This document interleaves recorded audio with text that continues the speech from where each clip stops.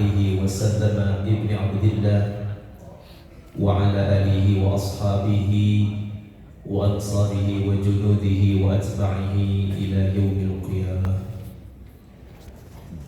رب اشرح لي صدري ويسر لي أمري واحلل عقدة من لساني يفقهوا قولي. وقال تعالى: أعوذ بالله من الشيطان الرجيم بسم الله الرحمن الرحيم واتقوا الله لعلكم ترحمون.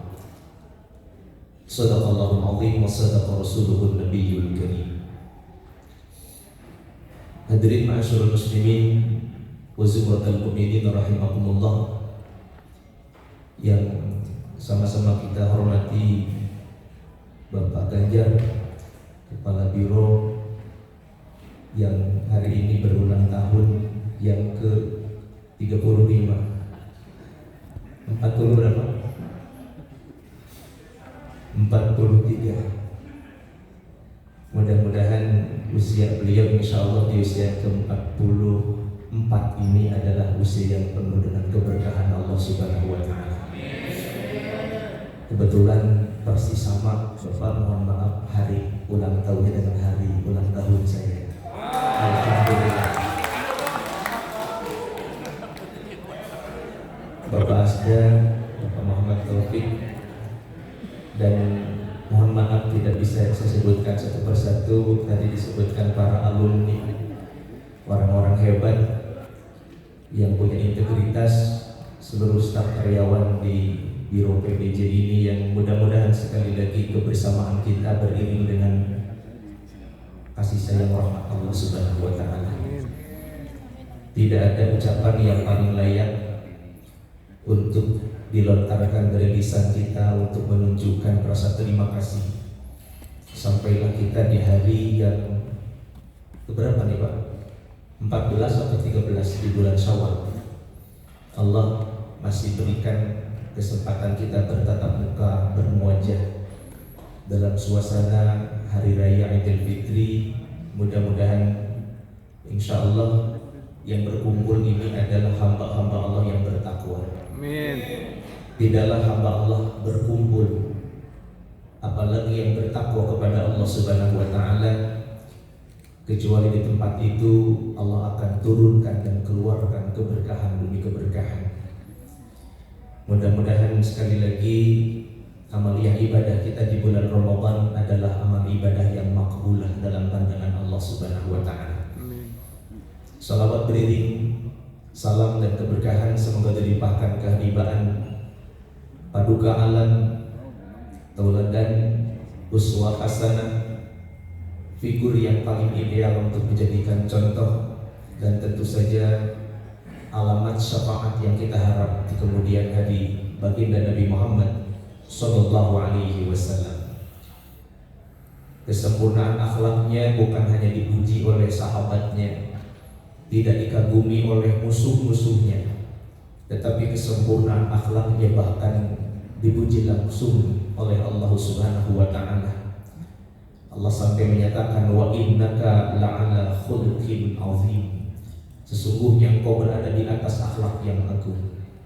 Maka demikian apa yang kita lakukan agar kemudian perjalanan hidup kita, atina fid dunya hasanah wa fil akhirati hasanah, selamat dunia, selamat akhirat, berikut dengan keberkahan yang Allah curah-curahkan. Tidak boleh dan tidak ada pilihan lain kecuali mengikuti contoh dari baginda Nabi Muhammad Sallallahu Alaihi Wasallam. Berikut mudah-mudahan karenanya kita berharap di yaumil qiyamah kita termasuk yang mendapatkan syafaatul uzma dan digolongkan ke dalam mereka yang masuk ke dalam jannah bersamanya. Amin ya rabbal alamin. Bapak dan Ibu hadirin dan hadirat rahimakumullah, yang pertama ingin disampaikan berkaitan dengan acara halal bihalal. Pasti Bapak dan Ibu juga tidak akan menemukan kata ini di dalam Al-Quran. Tidak ada kata halal yang digabungkan dengan halal di dalam Al-Quran. Allah hanya menyandingkan halal dengan thayyiban. Halal berikut thayyib. Yang kedua halal digabungkan dengan haram.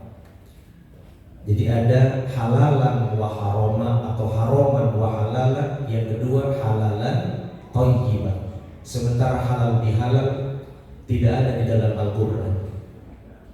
Tapi Bapak dan Ibu sekalian, kita mengenal sumber hukum tidak dicari dan diambil dari Al-Quran saja, As-Sunnah atau Al-Hadis saja, tetapi juga ada ijma' dan qiyas. Berikutnya bahkan Imam Syafi'i mengetengahkan yang disebut dengan al-'urf atau al-'adat. Maka tadi Pak Taufik menyampaikan tentang ini kebiasaan, ini adalah budaya. Tetapi budaya ini adalah budaya yang kalau saja kita kemas dengan niat lulus tulus karena Allah, insya Allah budaya halal bihalal ini menjadi nilai ibadah di hadapan Allah Subhanahu wa Ta'ala. Tema kita pada kegiatan hari ini adalah menaburkan integritas untuk merawat kesucian jiwa dan harta. Yang pertama Bapak Ibu sekalian, tentang integritas. Pasti di dalam benak kita boleh saja berbeda-beda, bermacam-macam definisinya. Tapi izinkan saya menerjemahkan integritas itu sesungguhnya adalah takwa. La'allakum tattaqun dalam Al-Quran, ketika kita diperintahkan untuk melaksanakan ibadah shaum sebagai buahnya, maka orang-orang bertakwalah orang-orang yang berintegritas. Siapa itu orang-orang yang bertakwa? Maka satu saat Sayyidina Umar bin Khattab radhiyallahu anhu itu pernah bertanya kepada seorang sahabatnya, apa yang disebut dengan takwa? Maka sang sahabat ini kembali bertanya, wahai Umar, apa yang akan kau lakukan jika satu saat engkau dalam perjalanan, ternyata dalam perjalanan itu di depan, di belakang, di kanan, di kiri semuanya berisi onak dan duri yang membahayakan. Umar mengatakan, aku akan terus melangkahkan kakiku ke depan. Tidak mungkin aku berjalan mundur ke belakang. Aku akan terus melangkahkan kakiku ke depan dan aku akan berjalan dengan penuh kehati-hatian. Artinya takwa dapat didefinisikan sebagai kehati-hatian. Kenapa berhati-hati? Karena ia tahu persis bahwa perjalanan hidup ini tidak sendiri. Perjalanan hidup ini ada dua hubungan yang saling satu dengan lain terhubung dan tidak terpisahkan, terintegrasi. Hubungan pertama adalah hubungan kita dengan Allah. Maka tugas kita di muka bumi ini ada dua. Yang pertama adalah sebagai Abdullah, pekerjaannya adalah ibadah. Ibadah ada dua, ada ibadah mahdhah dan ada ibadah ghairu mahdhah. Ibadah yang kita laksanakan di bulan Ramadan kemarin, apakah saumnya, qiyamul Ramadannya, zakatnya dan semua rangkaian ibadah lebih banyak berkaitan dengan ibadah mahdhah yang dituntut Allah dan Rasulnya dalam pelaksanaannya.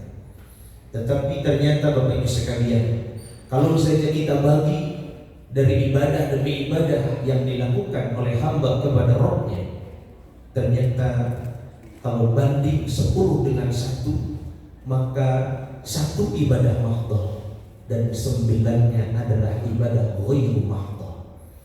Termasuk ketika kita hadir di sini, tadi kita niatkan sama-sama meskipun ini sebuah budaya dan kebiasaan, maka wallahi demi Allah pasti akan menjadi nilai ibadah. Amin. Itu tugas kita. Sebagai Abdullah, hamba Allah, tugasnya adalah ibadah, pengabdian kita kepada Allah Subhanahu wa Ta'ala. Yang kedua, tugas kita adalah sebagai khalifatu fil ardh. Allah Subhanahu wa Ta'ala firmankan kepada Nabi Adam alaihissalam, aku wahai Adam ciptakan manusia sebagai khalifah. Tugas kita adalah menjadi khalifah di muka bumi untuk memakmurkan alam semesta. Maka dua tugas sebagai Abdullah dan Khalifatullah di muka bumi ini adalah dua tugas paripurna untuk seorang hamba Allah sebagai seorang khalifatullah untuk menjemput kasih sayang dan rahmat ridho Allah Subhanahu wa taala. Jadi Bapak Ibu sekalian, hubungan kita dengan Allah insya Allah sudah kita selesaikan dan terus kita rawat baik-baik. Tetapi ternyata Nabi Shallallahu Alaihi Wasallam satu saat itu pernah menyampaikan sebuah pertanyaan kepada Sayyidah Aisyah radhiyallahu anha, istrinya. Wahai Aisyah, kira-kira menurut engkau jenazah yang digotong oleh sahabat-sahabat itu, menurutmu apakah dia ahli surga atau ahli neraka? Maka ternyata Sayyidah Aisyah mengatakan, wahai Rasulullah, menurutku, pandanganku, jenazah yang digotong itu kebetulan jenazahnya perempuan. Perempuan itu adalah calon penghuni surga. Kenapa wahai Aisyah? Kata Nabi, dikarenakan yang kulihat malamnya qiyam, siangnya siang. Malamnya dia adalah orang yang ahli untuk ibadah, qiyamul lail, dan siangnya lebih banyak dihabiskan untuk berpuasa. Tapi Nabi mengatakan tidak wahai Aisyah, ia adalah calon penghuni neraka. Bapak Ibu, hablum minallahnya ini baik. Ini orang yang mungkin tidak banyak bisa melakukannya karena terkenal dengan malam yang diisi dengan qiyam, siang diisi dengan siang. Artinya punya hubungan dengan Allah, ya hablum minallah yang sempurna. Tetapi ternyata Nabi mengatakan ini adalah calon penghuni neraka. Kenapa ya Rasulullah? Karena dia menyakiti tetangga. Bapak Ibu yang dimuliakan Allah Subhanahu wa taala, maka karena itu hablum minallah tidak pernah berdiri sendiri. Demikian sebaliknya, hablum minannas pun tidak berdiri sendiri. Dalam kehidupan ini kita memiliki dua nuansa, yaitu bagaimana merawat baik-baik hubungan kita dengan Allah Subhanahu wa taala. Ketika itu kita sudah bisa lakukan, Bapak Ibu sekalian, hablum minallah dan hablum minannas pun kita rawat baik-baik agar punya hubungan yang harmonis. Lihat bagaimana Allah Subhanahu wa taala memberikan kepada kita peluang. Fadkhuli fi ibadi wadkhuli jannati. Masuklah engkau ke dalam golongan hambaku. Hamba itu adalah yang hidupnya diabdikan untuk Allah.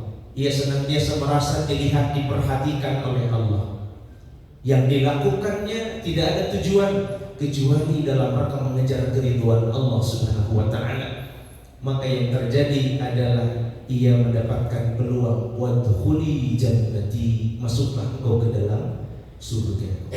Maka karena itu Bapak Ibu yang dimuliakan Allah Subhanahu wa taala, yang pertama, mudah-mudahan integritas itu sudah mendarah daging dengan kita selepas kepergian Ramadan selama 30 hari, atau paling tidak sebagian mungkin ada yang melaksanakan 29 hari. 1 bulan penuh lamanya kita bercengkrama dengan Ramadan. Hasil didikan madrasahnya menghadirkan ketakwaan di dalam hati-hati kita insya Allah. Yang kedua, Bapak Ibu yang dimuliakan Allah Subhanahu wa taala, orang bertakwa itu seperti apa? Karena definisi takwa itu satu di antaranya adalah berhati-hati. Maka orang bertakwa begitu berhati-hati tentang apa yang dilakukannya. Ia bukan orang yang sembarang. Ia berpikir ulang. Kalau ia berkata-kata, maka ia akan mengatakan pilihan kata-kata yang terbaik. Bapak Ibu yang dimuliakan Allah Subhanahu wa taala, kita kenal di dalam Al-Qur'an bahkan satu kata bisa menutup surga. Satu kata saja bisa membuat kita terhalang dari surga. Kira-kira kata apa itu? Ya, kita kenal apa? Seorang anak yang mengatakan cis, penolakan kepada orang tuanya, tidak panjang-panjang. Allah hanya menggambarkan satu kalimat uffin. Kalimat ini ternyata boleh jadi membatalkan kesempatan kontestasi kita untuk merebut peluang surga Allah Subhanahu wa taala. Dan ternyata itulah sebabnya Nabi Shallallahu Alaihi Wasallam mewanti-wanti agar kita pandai-pandai menjaga lisan-lisan kita.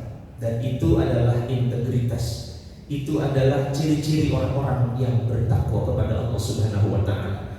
Man kana yu'minu billahi wal yawmil akhir falyaqul khairan.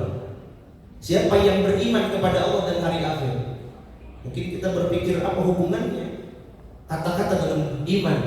Apa hubungannya kata-kata dengan hari akhir?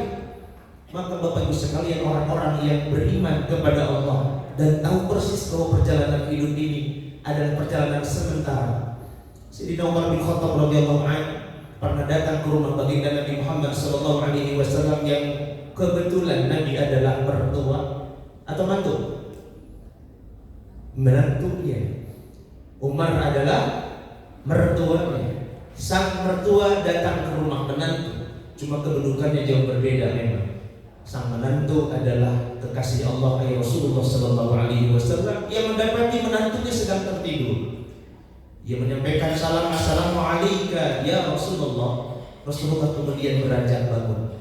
Ternyata Umar melihat bekas tempat di mana Rasulullah sallallahu alaihi wasallam tidur. Itu sebagai riwayat mengatakan di atas pelapah kurma.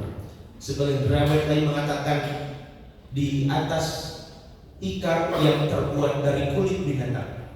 Yang itu tentu saja kasar dan membekas di bagian lengan Rasulullah sallallahu alaihi wasallam. Umar bin Khattab kemudian melongok menengok ke bagian belakang rumah baginda Nabi. Ternyata di bagian belakang rumah Nabi tidak tersaji apapun persediaan makanan.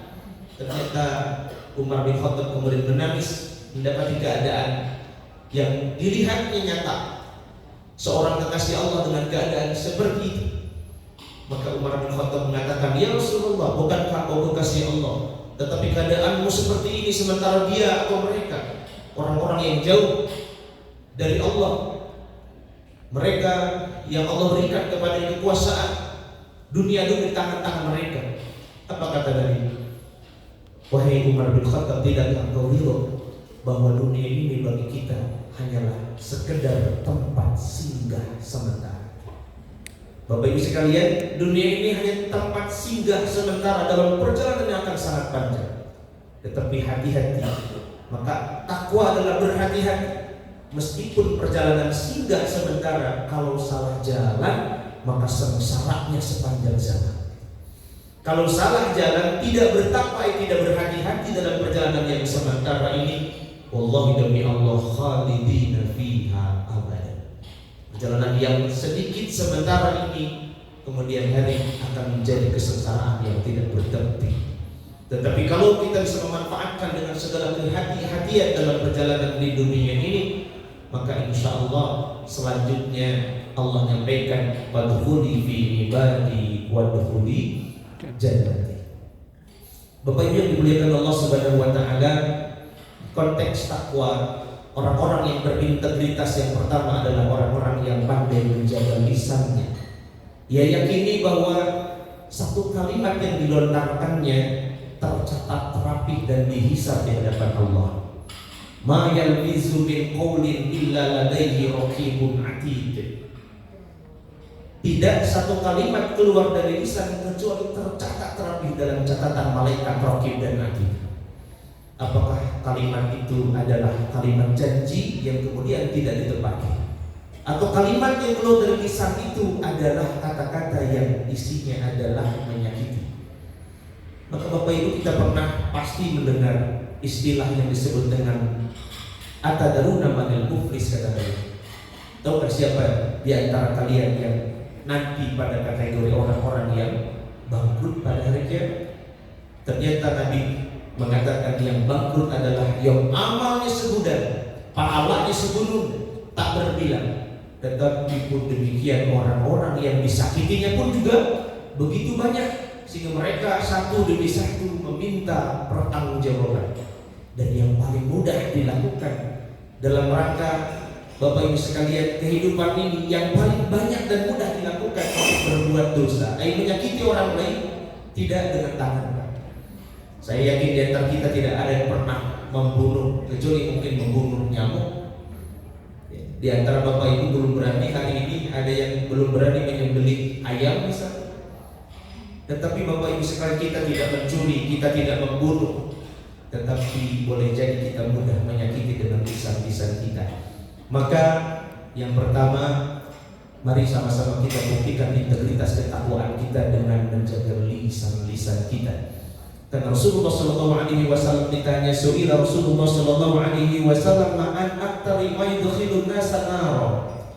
Ya Rasul, kira-kira apa membuat orang nanti kebanyakan masuk neraka? Rasul menjawab, al-famu wal farj. Penyebab orang masuk neraka bukan bunuh-bunuhan. Penyebab orang nanti masuk neraka bukan minum khamr, bukan mencuri, bukan berzina.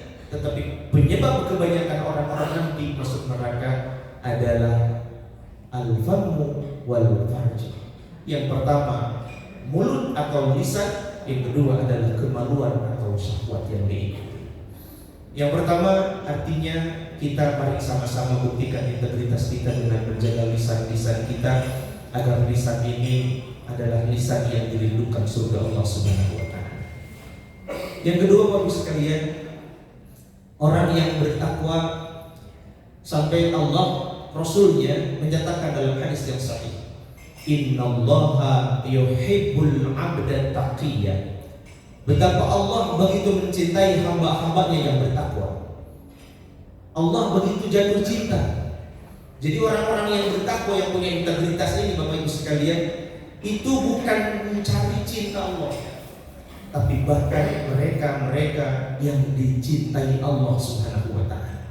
Innallaha yuhibbul 'abda taqiyya. Siapa yang takwa itu? Yang hati-hati. Dengan apa?